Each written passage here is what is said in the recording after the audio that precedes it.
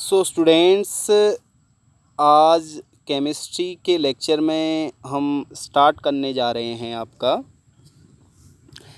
Acids, basis and salt. जो हमने आपका सेकेंड चैप्टर स्टार्ट किया है, ठीक है। तो उसमें हमने आपको इंडिकेटर्स के बारे में टोटल डिटेल में बता दिया है, ठीक है।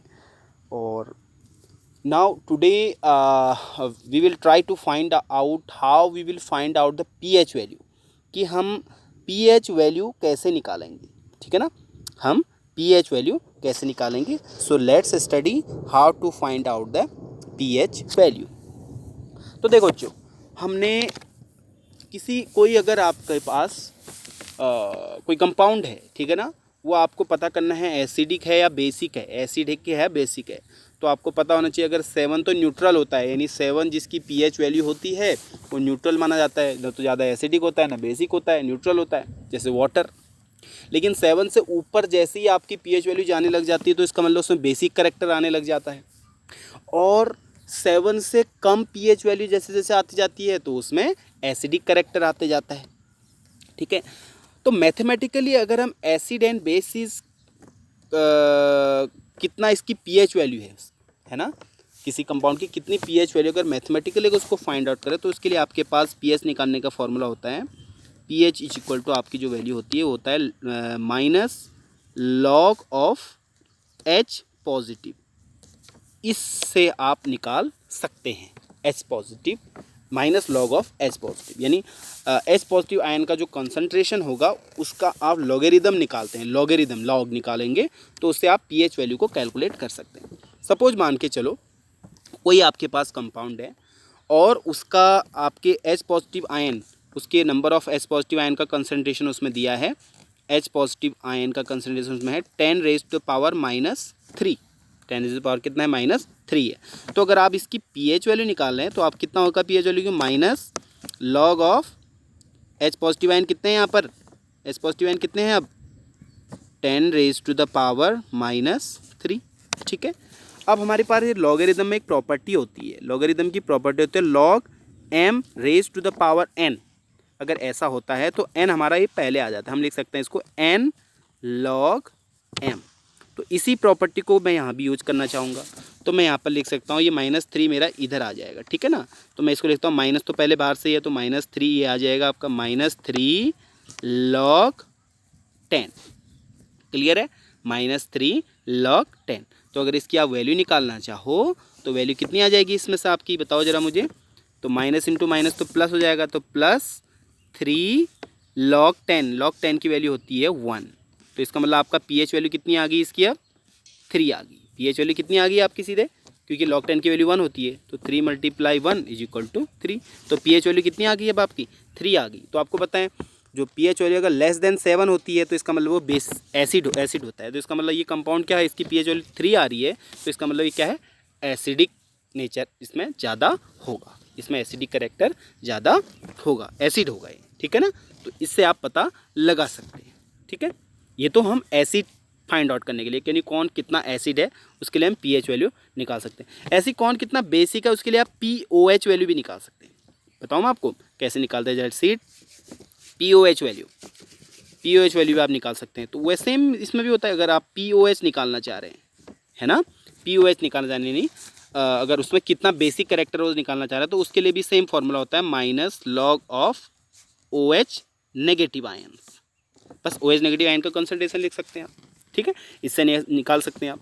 या इन शॉर्ट हमारे पास एक और फॉर्मूला होता है, उसको हम बोलते हैं, ये फॉर्मूला आपका होता है, इसको आप अच्छे से लर्न कर सकते हैं। ये फॉर्मूला है pH + POH, pH + POH = 14। इस फॉर्मूले को आप लिख सकते हैं, अप्लाई कर सकते हैं। सपोज अभी के केस में हमने एक कंपाउंड की पीएच वैल्यू कितनी निकाली थी, हमने 3 निकाली थी, तो यहाँ पर हम 3 रख देंगे।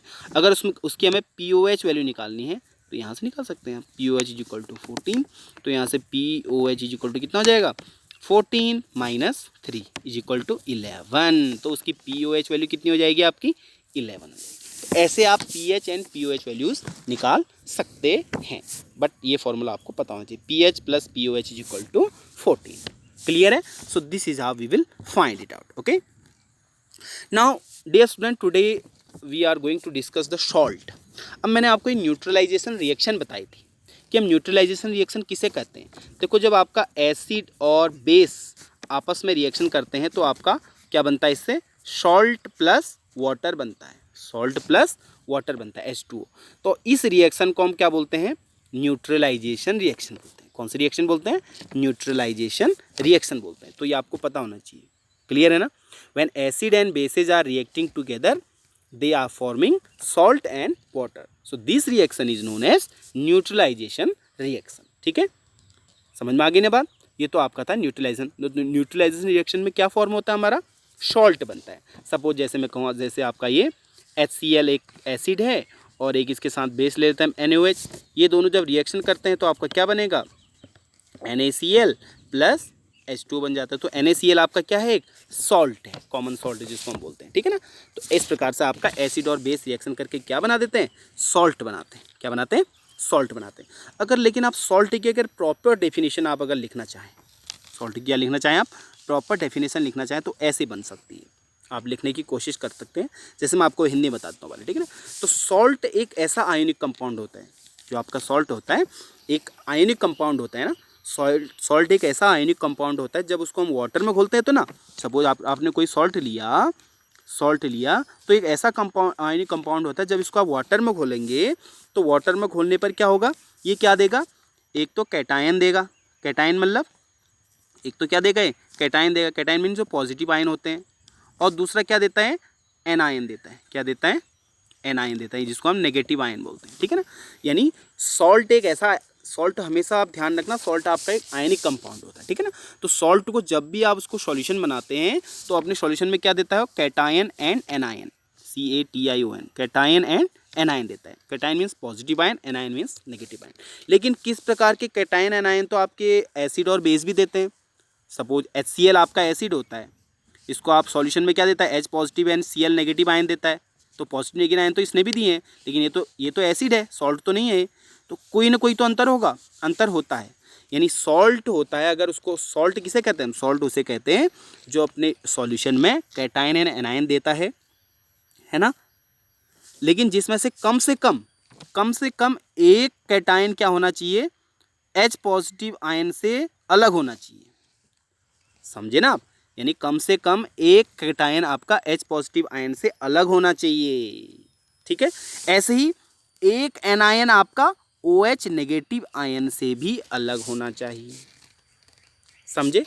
एक एग्जाम्पल के तौर पर समझा रहा हूँ आपको। जैसे मैंने दिया आपको NaCl, इसका अगर आप सॉल्यूशन बनाते हैं तो आपको मिलता है Na पॉजिटिव और Cl नेगेटिव मिलता है। अब देखो, कैटायन यहाँ पर Na पॉजिटिव है और एनायन आपका Cl नेगेटिव है, तो कैटायन में आपका H पॉजिटिव आ रहा है, नहीं आ रहा है। तो इसका मतलब ये, और एनायन में देखो, एनायन में आपका OH नेगेटिव आ रहा है, नहीं आ रहा है। इसका मतलब ये आपका सॉल्ट है। क्या है, सॉल्ट है। तो मैंने कहा ना आपसे कि सॉल्ट किसको कहेंगे, जो कैटायन और एनायन तो देता है, लेकिन जो कैटायन होगा वो H पॉजिटिव आयन के अलावा एक दूसरा आयन भी होना जरूरी। इसमें तो H पॉजिटिव आयन है नहीं, लेकिन H पॉजिटिव के अलावा दूसरा आयन तो इसमें है, Na पॉजिटिव, है ना। ऐसे ही एनायन इसमें OH नेगेटिव तो है नहीं, OH नेगेटिव के अलावा Cl नेगेटिव तो है। क्लियर है ना। तो सॉल्ट की डेफिनेशन समझ में आ गई। सॉल्ट एक ऐसा आयनिक कंपाउंड होता है जो अपने सॉल्यूशन में क्या देता है, कैटायन एंड एनायन देता है, जिसमें से जो कैटायन है वो क्या होने चाहिए, आपके कम से कम एक कैटायन आपका H पॉजिटिव से अलग होना चाहिए, और ऐसे ही एक एनायन आपका OH नेगेटिव से अलग होना चाहिए। ठीक है। एक एग्जाम्पल मैं आपको और देता हूँ इसमें। देखो, एक एग्जाम्पल और देता हूँ। जैसे मैंने कहा आपसे, ये है आपका NaHSO4। तो अगर इसका सॉल्यूशन बनाते हो तो आपका 2-3 चीज़ें बनती है। एक तो बनता है Na पॉजिटिव बनता है, दूसरा इसमें बनता है H पॉजिटिव बनता है, ये वाला, और तीसरा इसमें SO4 2 नेगेटिव बनता है। अब देखो यहाँ पर कैटायन अगर आप देख रहे हैं, कैटायन यहाँ पर 2 बने हैं, एक तो Na पॉजिटिव, एक H पॉजिटिव। लेकिन H पॉजिटिव तो यहाँ बना है, H पॉजिटिव के अलावा मैंने कहा था कम से कम एक एनायन है, एक कैटायन ऐसा होना चाहिए जो H पॉजिटिव से अलग है। तो देखो यहाँ पर Na पॉजिटिव दूसरा कैटायन बन गया है, जो कि H पॉजिटिव नहीं है। समझ में आ गया। यानी सॉल्ट किसे कहेंगे हम, जो अपने सॉल्यूशन में कैटायन और एनायन देता है, जिसमें से कम एक कैटायन आपका H पॉजिटिव से अलग होना चाहिए। ऐसे ही एक एनायन भी आपका OH नेगेटिव से अलग होना, जिसमें इसमें एक एनायन बना है जो कि OH नेगेटिव से अलग है, SO4 नेगेटिव, ठीक है। तो इसका मतलब ये भी क्या है, आपका एक सॉल्ट है। क्या है, सॉल्ट है। लेकिन सपोज जैसे मैं आपको दे दूँ इसमें, जैसे मैं आपको दे दूँ HCl दे दूँ, क्या ये सॉल्ट है? इसको अगर सॉल्यूशन बनाओगे तो H पॉजिटिव और Cl नेगेटिव बना है। तो देखो यहाँ पर जो पॉजिटिव कैटायन बना है ये केवल H पॉजिटिव बने हैं, जबकि H पॉजिटिव के अलावा कोई ना कोई दूसरा तब भी होना चाहिए था यहाँ पे, या तो H पॉजिटिव होना ही नहीं चाहिए था, या H पॉजिटिव है तो उसके साथ कोई दूसरा पॉजिटिव आयन और होना चाहिए था। तो इसका मतलब ये सॉल्ट आपका नहीं है, क्योंकि इसमें कैटायन केवल और केवल H पॉजिटिव ही बना है, तो ये एसिड है, सॉल्ट नहीं है। क्लियर है इतना? बात समझ में आ गई सॉल्ट किसे कहते हैं। जैसे एक एग्जाम्पल और लिख सकते हैं आप इसमें। एग्जाम्पल में क्या दे दूँ, ये एग्जाम्पल जो जो मैंने बताया भी, इनको लिखने भी हैं आपको एग्जाम्पल में। जैसे एक एग्जाम्पल में आपको दे दूँ, जैसे ये है आपका CuOH(Cl), इसका अगर आप सॉल्यूशन बनाते हो, Cu है, ए नहीं है, Cu है, CuOH(Cl), अगर इसका सॉल्यूशन बनाओगे तो क्या क्या बनेगा आपका, एक तो बनेगा आपका Cu2 पॉजिटिव बनता है, ठीक है, और दूसरा आपका बनता है यहाँ से जो OH वाला है OH नेगेटिव बना देगा, और Cl नेगेटिव। अब देखो यहाँ पर कैटायन तो इसमें अलग बना है Cu2 पॉजिटिव, लेकिन एनायन देखो, एनायन आपका OH नेगेटिव बना है, ठीक है, OH नेगेटिव बना है, लेकिन OH नेगेटिव के साथ कोई ना कोई दूसरा तब भी बना होना चाहिए। तो देखो यहाँ पर OH नेगेटिव के अलावा आपका Cl नेगेटिव एनायन बना है, तो इसका मतलब ये भी सॉल्ट है।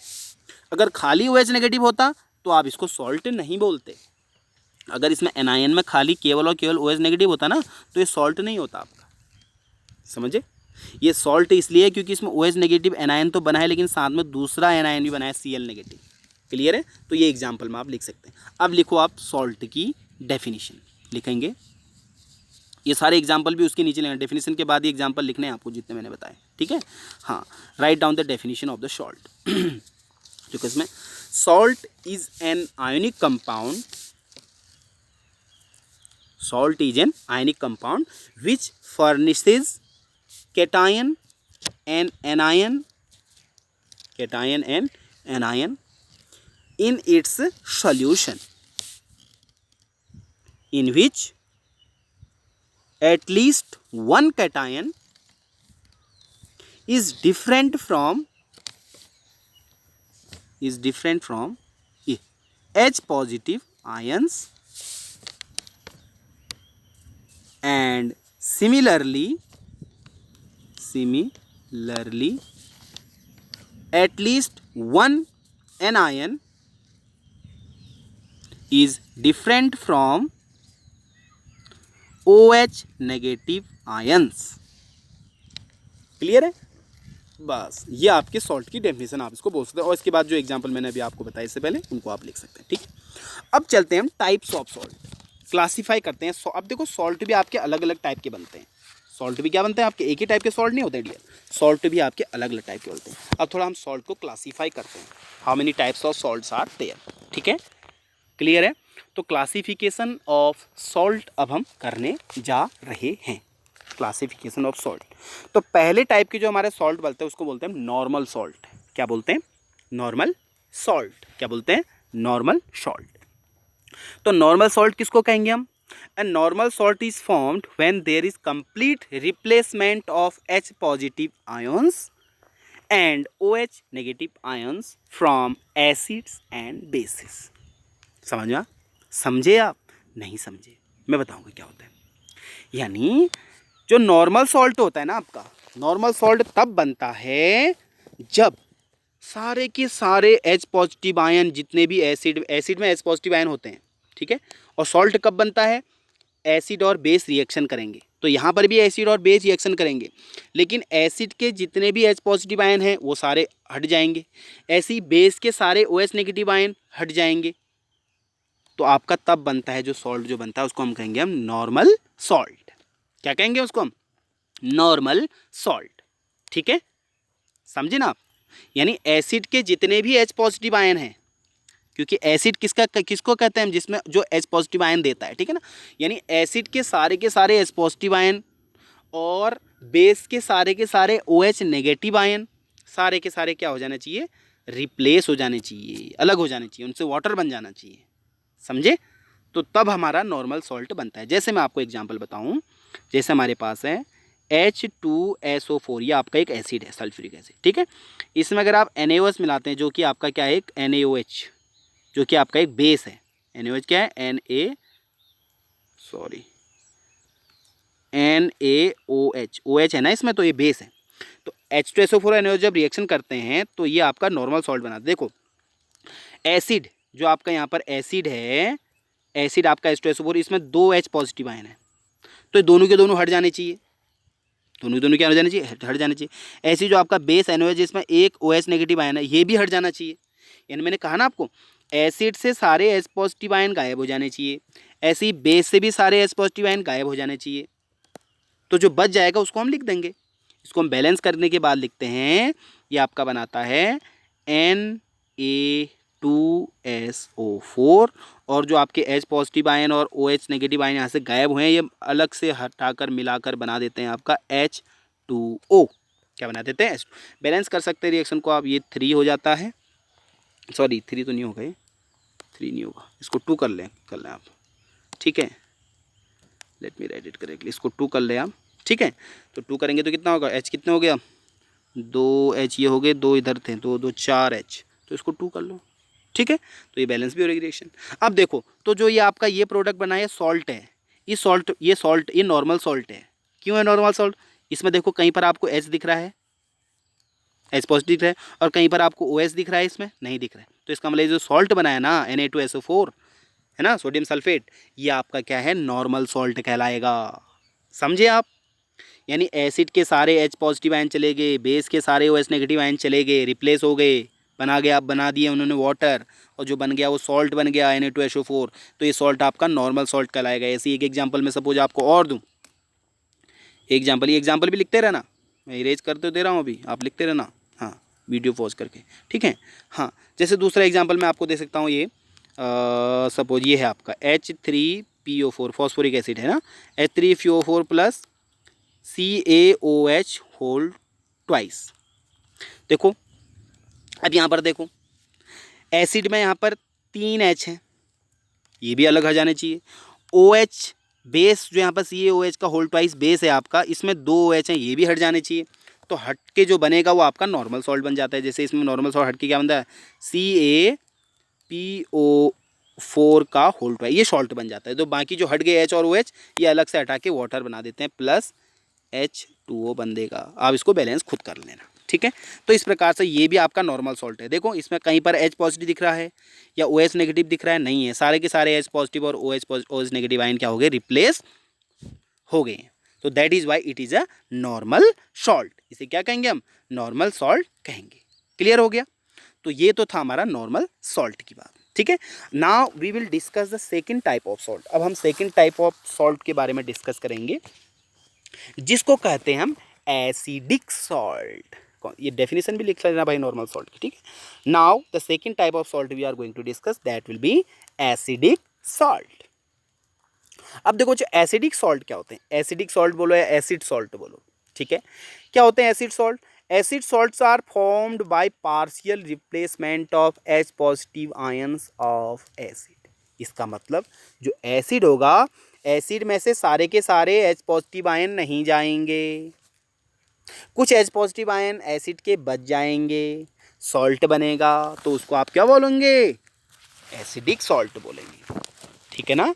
तो इसकी डेफिनेशन आपने लिख ली, या acid salts are formed by partial replacement of H positive ions. यानी H पॉजिटिव आयन का पार्शियल रिप्लेसमेंट होगा, पूरा रिप्लेसमेंट नहीं होगा। जैसे कि एग्जांपल मैं आपको दूं, सपोज हमने लिखा H2SO4, सल्फ्यूरिक एसिड में हमने क्या डाल दिया, पोटेशियम हाइड्रोक्साइड डाल दिया, KOH। एक एसिड है एक बेस है, H2SO4 एसिड है, KOH आपका बेस है। तो ये सॉल्ट बनाएंगे। अब देखो यहाँ पर 2 H हैं, ये दोनों के दोनों H नहीं हटेंगे, अब यहाँ से केवल एक H हटेगा, केवल क्या हटेगा, एक H हटेगा, और यहाँ से OH हट जाएगा। तो एक H OH हट के आपका बन गया H2O, और जो बच गया आपका उसको ऐसे लिख देंगे आप, K, यहाँ से एक H बच गया था यहाँ पे, HSO4। तो ये आपका, ये भी एक सॉल्ट है, लेकिन ये आपका एसिडिक सॉल्ट है। क्यों है, क्योंकि देखो इसमें H आ गया है, एक H पॉजिटिव आ रहा है, यानी कि सारे के सारे H पॉजिटिव आयन जो एसिड में से हैं वो गायब नहीं हुए हैं, पार्शियल, इसीलिए तो कहना पार्शियल रिप्लेसमेंट। यानी एच पॉजिटिव आयन का क्या हुआ है, इसमें से पार्शियल रिप्लेसमेंट हुआ है, पूरे के पूरे एच पॉजिटिव आयन नहीं गए हैं। So there is partial replacement of H positive ion and the salt is form is KHSO4, potassium hydrogen sulphate. ठीक है, तो ये आपका क्या बन जाता है यहाँ से, एसिडिक सॉल्ट बन जाता है, क्योंकि यहाँ पर एक एच पॉजिटिव आयन आपका आ रहा है। देखो यहाँ पर अगर पॉजिटिव आयन देखें आप, यहाँ पे एक तो K पॉजिटिव आयन आ रहा है, दूसरा आपका एच पॉजिटिव आयन आ रहा है, तीसरा आपका SO4 नेगेटिव आयन आ रहा है, ट्रू नेगेटिव। तो K पॉजिटिव एच पॉजिटिव दो कैटायन बने हैं ना, K पॉजिटिव बना है, एच पॉजिटिव भी बना है ना, तो एक एच पॉजिटिव तो इसमें है ही, इसका मतलब सारे के सारे एच पॉजिटिव आयन यहाँ से गायब नहीं हुए, तो ये आपका एसिडिक सॉल्ट कहलाएगा। ठीक है, एक और एग्जांपल आप लिख सकते हैं, जैसे आपका जैसे क्या एग्जांपल है आपको भैया, चलो देखो एक जैसे ये लिखो आप H3PO4 plus H3PO plus NaOH।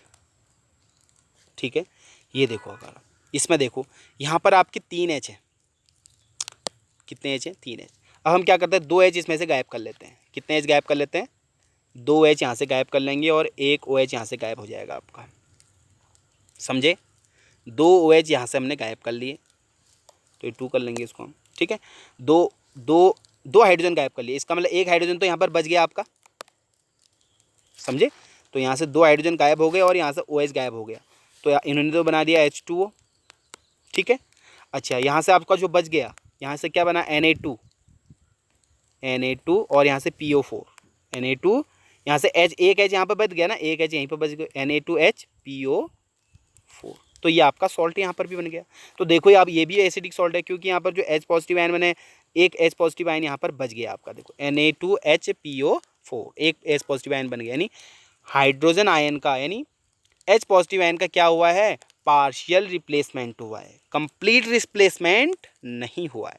There is not complete replacement of H positive ion from the acids.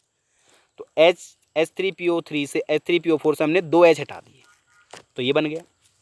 ठीक है ना, क्या बन गया, डाइसोडियम हाइड्रोजन सल्फेट, इसको बोलेंगे हम Na2HPO4, डाइसोडियम हाइड्रोजन सल्फेट। अब हम एक काम करते हैं, अब मैं क्या करता हूँ, इसी रिएक्शन में से मैं क्या करता हूँ, ये भी पार्शियल रिप्लेसमेंट कहलाएगा आपका। क्या करता हूँ मैं, इसमें से अभी तक हमने 2 H गायब, अब मैं इसमें से एक ही H गायब कर रहा हूँ, एक H यहाँ से गायब करता हूँ, एक OH मिलके H2O बन गया, है ना। अब यहाँ पर कितने H बच गए, 2 H बन गए, टू एच बन गए ना, 2 H बच गए ना यहाँ पे, हाँ, तो 2 H मैं ऐसे ही लिख देता हूँ, और बाकी जो ये बच गए इसको ऐसे लिख दो, क्या क्या बच गए हैं, सॉरी ये 2 तो यहाँ पर होगा नहीं, हाँ, क्या बच गए, Na तो बच गया यहाँ से, एक Na बच गया, NaH2, और यहाँ से क्या हो गया, PO4, ये सॉल्ट बन गया आपका। अब देखो यहाँ पर भी देखो आप, H पॉजिटिव आयन यहाँ पर भी है, पार्शियल है, यानी यहाँ पर भी H पॉजिटिव आयन का पार्शियल रिप्लेसमेंट हुआ है, कंप्लीट रिप्लेसमेंट नहीं हुआ, तो ये भी आपका किसका एग्जाम्पल है, एसिड सॉल्ट का एग्जाम्पल है। ठीक है, तो इसका नाम बोल सकते हैं आप सोडियम डाईहाइड्रोजन, हाइड्रोजन 2 है ना, तो डाईहाइड्रोजन रहेगा, सोडियम डाईहाइड्रोजन सल्फेट। ठीक है, तो इस प्रकार से आप बना सकते हैं, तो ये भी आपका पार्शियल रिप्लेसमेंट का एग्जाम्पल है, तो ये आपका एसिडिक सॉल्ट का एग्जाम्पल है। ठीक है, अगर सपोज मैं यहाँ से सारे के सारे हाइड्रोजन गायब कर दूँ, 3 के 3 हाइड्रोजन गायब कर दूँ मैं, तो सारे के सारे H पॉजिटिव आयन चले जाएंगे, तो क्या बनेगा, कॉमन सॉल्ट बन जाएगा आपका। देखो यहाँ से 3 के 3 H गायब कर दें, यहाँ से OH गायब हो गया आपका। ठीक है, तो आपका क्या बनेगा, आप क्या बनेगा बताओ, इसको 3 करना पड़ेगा बैलेंसिंग के लिए आपको फिर, तो आपका बन जाएगा Na3PO4 प्लस H2 आपके निकल जाएंगे, जितने H2 आपके हो रहे हैं, 3 3 6, it will be thrice H2, बस ये आपके निकल जाएंगे। तो ये आपका देखो, ये जो सॉल्ट बना है आपका कॉमन, ये आपका ये वाला सॉल्ट का आएगा, कौन सा सॉल्ट का हमने इसमें, वो नॉर्मल सॉल्ट का लाएगा। क्यों, क्योंकि इसमें देखो H पॉजिटिव आयन है, इसमें नहीं है, यानी सारे के सारे H पॉजिटिव है, OH नेगेटिव आयन का रिप्लेसमेंट हो चुका है, कोई भी H पॉजिटिव और OH नेगेटिव आयन नहीं बने हैं इसमें, बचे हैं इसमें। ठीक है, तो आपका नॉर्मल सॉल्ट का एग्जाम्पल हो जाएगा। ठीक है, क्लियर है ना, तो ये सारे एग्जाम्पल भी आप नोट करते रहना डियर। ठीक है, तो यहाँ पर आपको अगर डिफरेंस पूछूँ मैं आपको, what is the difference between common salt and normal salt and acidic salt, अगर आपसे पूछा जाए कि नॉर्मल सॉल्ट और एसिडिक सॉल्ट में क्या डिफरेंस है, तो यही डिफरेंस है ना। नॉर्मल सॉल्ट में क्या होता है, there is complete replacement of H positive and OH negative ion, ये देखो ये नॉर्मल सॉल्ट है। लेकिन जो एसिड सॉल्ट होता है वहाँ पर क्या होता है, देर is partial replacement of H positive ion, वहाँ पर एच पॉजिटिव आयन का केवल पार्शियल रिप्लेसमेंट हुआ है, सारे के सारे एच पॉजिटिव आयन गायब नहीं होते। तो ये डिफरेंस में लिख सकते हैं आप। कभी कभी पूछा जा सकता है what is the difference between normal salt and sorry कौन सा सॉल्ट है वो भूल जा रहा हूँ, नॉर्मल, या normal salt and acid salt, ठीक है। अच्छा मैं आपसे क्वेश्चन देता हूँ, जैसे मैं आपको क्वेश्चन दिया मैंने, can HCl form an acid salt, क्या जो HCl है ये किसी बेस से मिलकर एक एसिड सॉल्ट बना सकता है?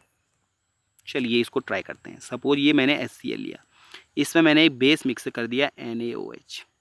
अब देखो यहाँ पर एक ही H है, इसको तो रिप्लेस होना ही है, ये OH के साथ मिक्स हो जाएगा, तो इसने बना दिया H2O और बच गया क्या आपका NaCl। तो NaCl आपका एसिडिक सॉल्ट है? नहीं है भाई, इसमें H पॉजिटिव आयन है ही नहीं, तो ये आपका नॉर्मल सॉल्ट है, कंप्लीट रिप्लेसमेंट हो जाएगा ना। तो इसका मतलब HCl आपका एसिड सॉल्ट नहीं बनाएगा, नॉर्मल सॉल्ट बनाएगा। क्यों बनाएगा? क्योंकि इसमें रिप्लेसेबल हाइड्रोजन आयन कितने हैं? केवल एक ही तो हैं। समझे ना? यहाँ पर रिप्लेसेबल हाइड्रोजन आयन केवल एक ही तो हैं, वो उसने भी चले जाना है OH नेगेटिव के साथ। अगर यहाँ पर सपोज 3 या 3 या 4 H पॉजिटिव आयन होते तो कम से कम 1 या 2 बच जाते, यहाँ पर हम बचा सकते थे। अब बेचारे के पास एक ही है तो वो भी चले जाएगा, तो इसका मतलब ये एसिड सॉल्ट नहीं बनाएगा। So answer will be no, HCl can not form acid salt because it has only one replaceable hydrogen ion, H positive ion, ठीक है। So this was all about for today's topic. Hope you must have like this, ठीक है। आपको पसंद आया होगा, अवश्य पसंद आया होगा। तो अगर पसंद आया तो मैं चाहूँगा आप इस चैनल को सभी आप स्टूडेंट सब्सक्राइब करें, अपने सहपाठियों को भी बताएं, सब्सक्राइब करवाएं, ठीक है। इससे क्या मिलता है ना भाई साहब, ऐसा है जितने ज़्यादा सब्सक्राइबर होंगे उतना मोटिवेशन मिलता है हमें कि यार हाँ हम जो काम कर रहे हैं जनहित में काम कर रहे हैं, क्योंकि हमारा उद्देश्य है। अब यार ये एजुकेशन हम दे रहे हैं, कोई पैसा तो आप लोगों से ले नहीं रहे हैं, ये this is known as the free education, है ना। तो अगर जितना ज़्यादा सब्सक्राइबर बढ़ेंगे उससे क्या होगा, हमें लगेगा कि यार हम हाँ ज़्यादा से ज़्यादा बच्चों का फ़ायदा हम कर पा रहे हैं। Because our aim is not to earn the money, हमारा एम मनी अर्न करना नहीं है, हमारा एम है जन जन को जो शिक्षा का अधिकार है उसके घर घर तक उसे पहुँचाना, चाहे कोविड-19 आए या कुछ आए, okay. Because every child has its right, every child has its right, हर एक के पास अधिकार है शिक्षा पाने का, अच्छी से अच्छी शिक्षा पाने का। अगर आप ज़्यादा से ज़्यादा लाइक करेंगे, इसको सब्सक्राइब करेंगे तो मोटिवेशन मिलता है हमें, मोटिवेशन तो और अच्छी अच्छी वीडियोज़ हम आपके लिए बनाएंगे, ठीक है। So keep watching mission school परिवार, थैंक यू।